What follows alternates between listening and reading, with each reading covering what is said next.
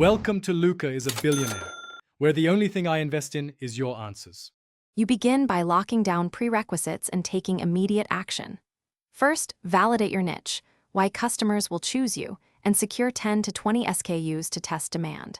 Once done, register your business name, get an EIN if required, and buy a short domain. Make sure to set an initial budget of $500 to $2,000 for inventory and basic setup.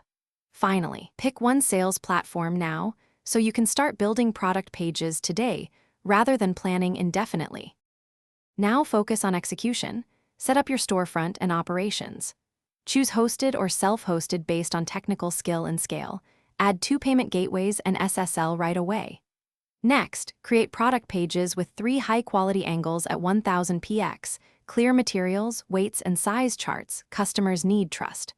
Once that's done, implement inventory tracking, write transparent shipping and returns rules, and apply a pricing formula that covers COGS plus margins. Make sure to test checkout flow end to end. You launch with purpose. Announce to an email list, post social content, and run a small influencer test.